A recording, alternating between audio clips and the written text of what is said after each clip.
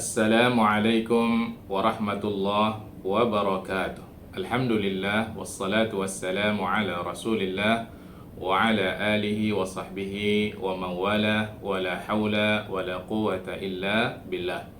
Saudara-saudara sekalian yang dirahmati oleh Allah Subhanahu wa taala, kita teruskan tadabbur surah Al-Insyiqaq.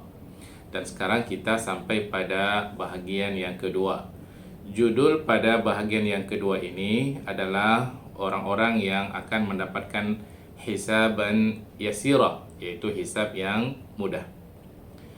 Di pelajaran yang lalu sudah kita jelaskan tentang keadaan alam semesta ketika terjadi hari kiamat, di mana kehancuran total alam semesta ini akan terjadi, langit dan bumi semuanya juga akan hancur. Itu sudah kita jelaskan pada pertemuan yang lalu. Adapun pada ayat yang akan datang ini, Allah Subhanahu wa taala menjelaskan, menceritakan tentang hakikat kehidupan manusia di dunia ini hingga sampai nanti hari akhirat.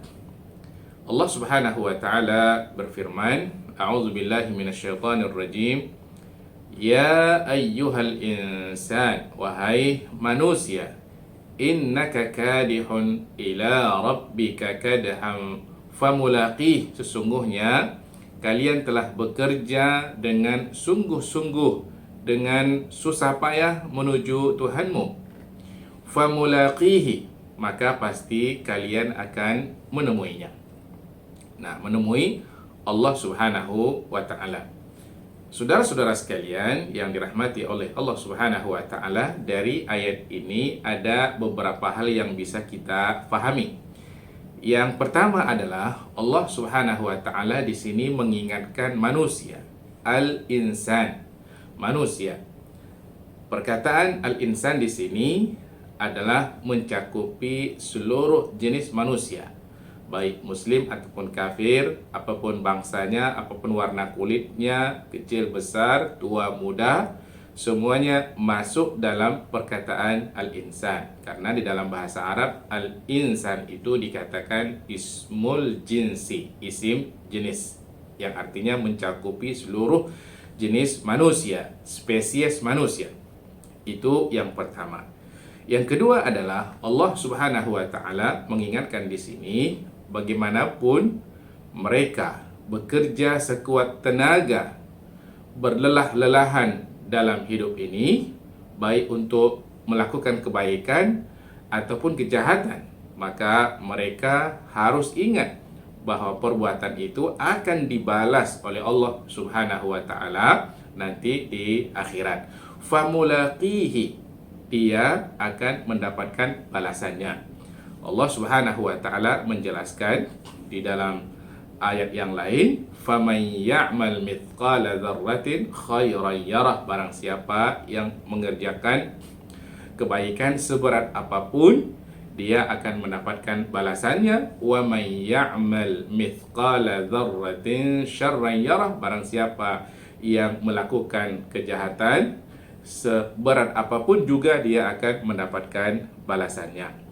Dan yang ketiga adalah jangan sangka bahwa orang yang melakukan kebaikan saja yang akan capek, yang akan lelah.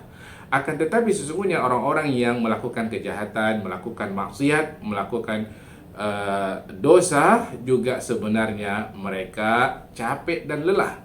Di sini Allah mengatakan kadih. Akan tetapi sungguh dua kelelahan itu sangat jauh berbeda. Satu lelah dalam melakukan kebaikan, satu lagi lelah dalam melakukan kejahatan. Dan yang keempat adalah perkataan kadih itu bukan saja lelah secara fisik, akan tetapi juga bisa difahami lelah secara psikologi. Inilah hakikat tentang kehidupan manusia di atas muka bumi ini.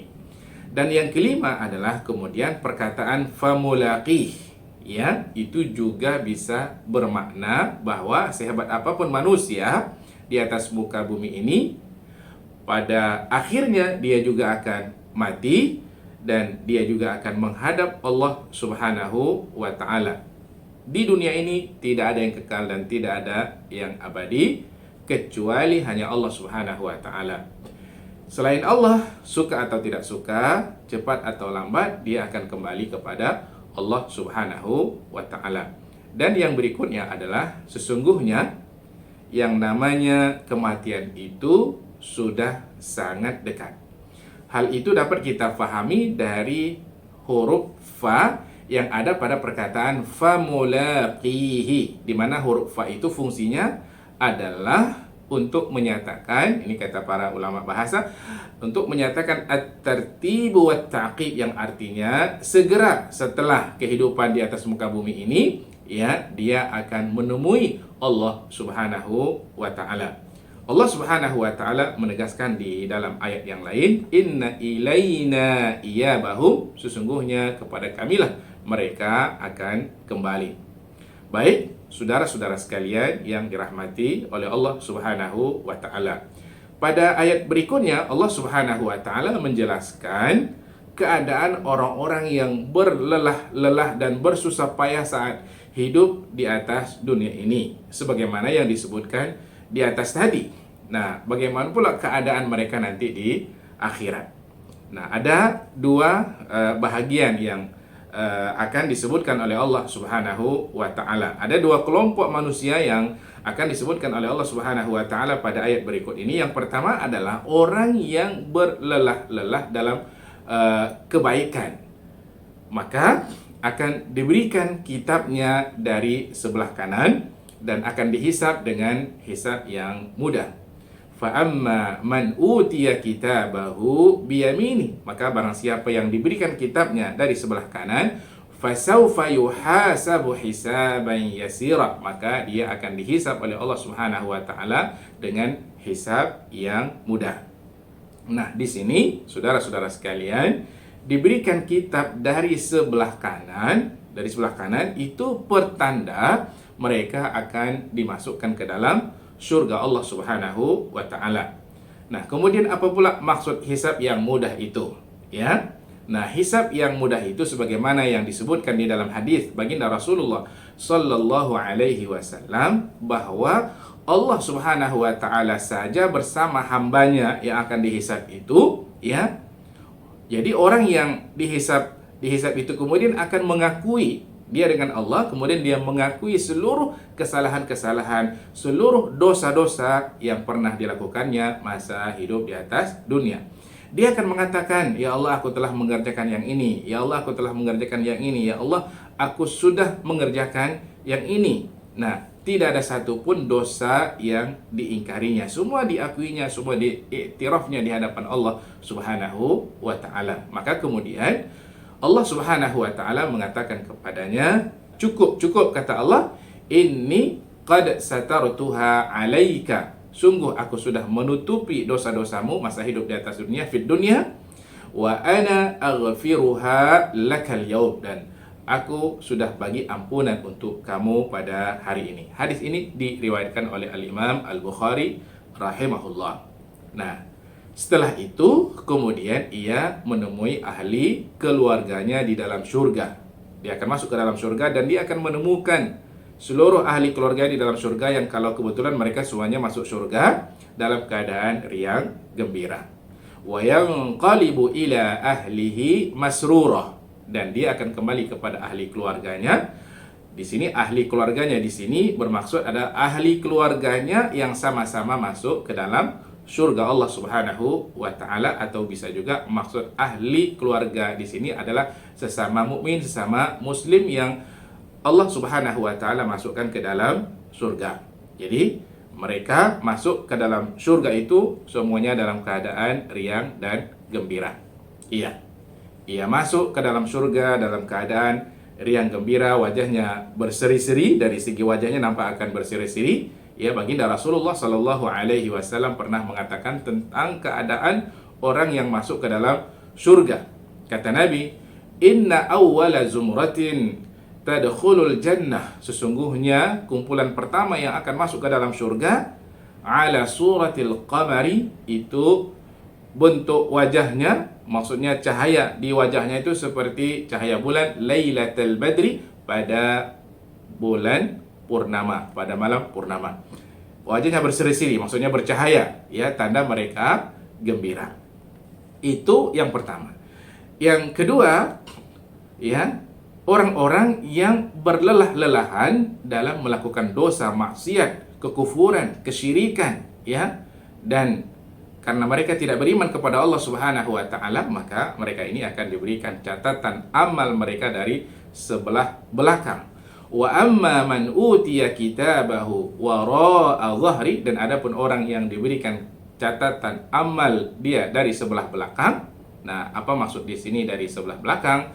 Syekh Ibn Utsaimin rahimahullah mengatakan orang yang tidak diberikan catatan amalnya dari sebelah kanan itu ada dua. Tadi ada orang yang dibagi catatan amalnya sebelah kanan.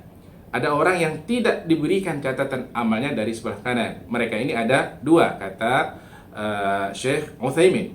Yang pertama adalah mereka yang diberikan kitab dari sebelah kiri, ya, dari sebelah kiri. Yang kedua, mereka yang diberikan catatan amal kejahatan mereka dari sebelah belakang.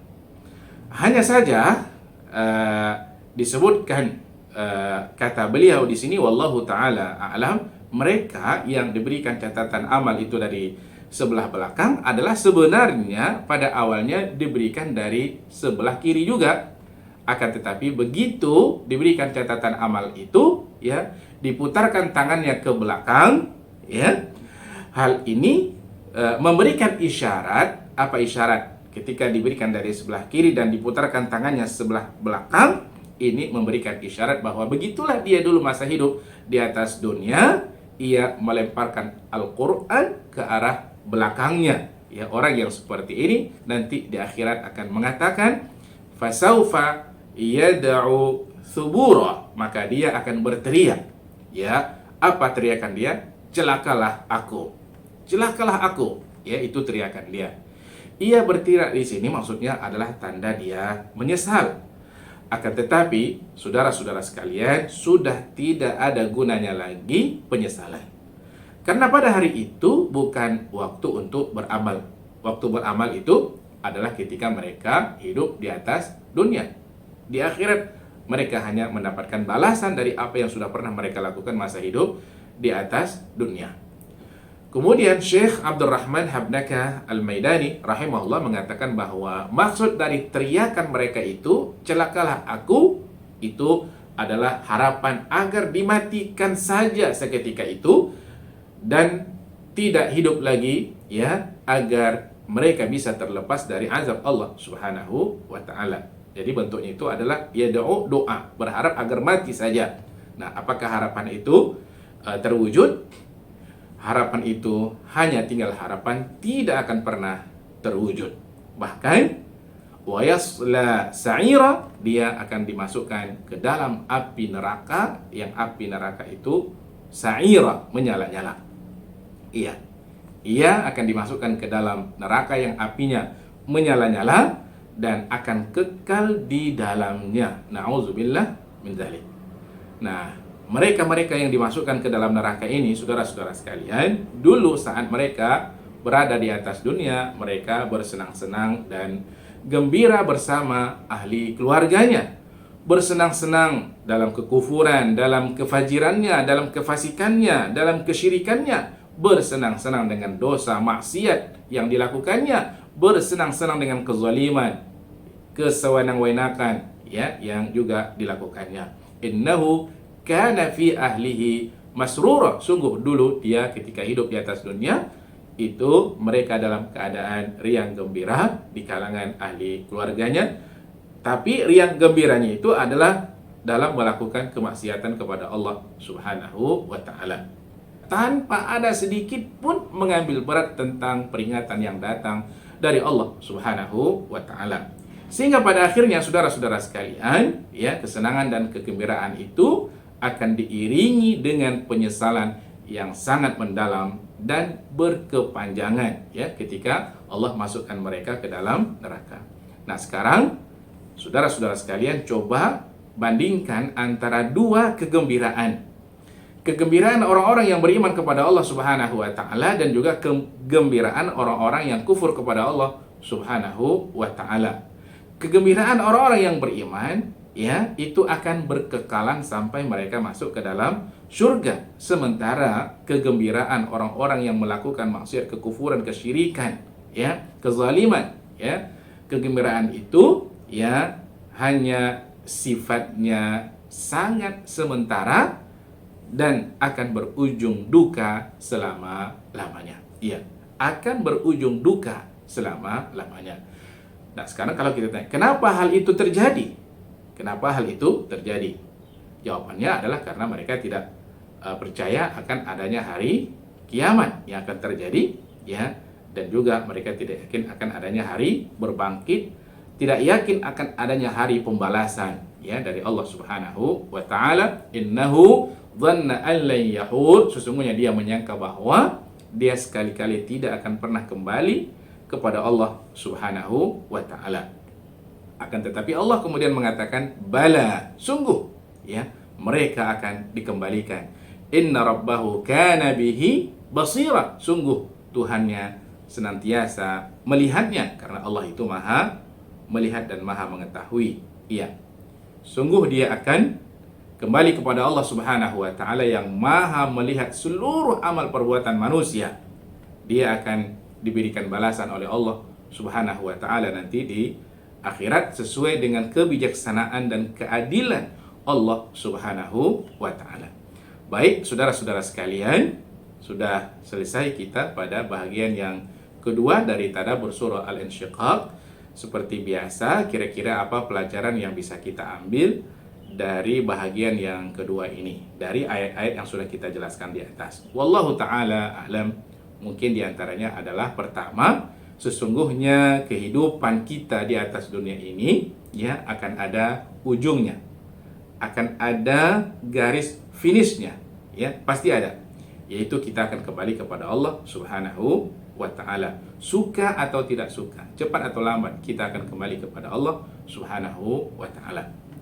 Yang kedua adalah hendaklah kita selalu berhati-hati ya akan apa yang kita lakukan, akan apa yang kita ucapkan. Jangan sampai perkataan, perbuatan yang kita lakukan di masa dunia ini membuat kita nanti akan dihisab dengan hisab yang berat nanti di akhirat.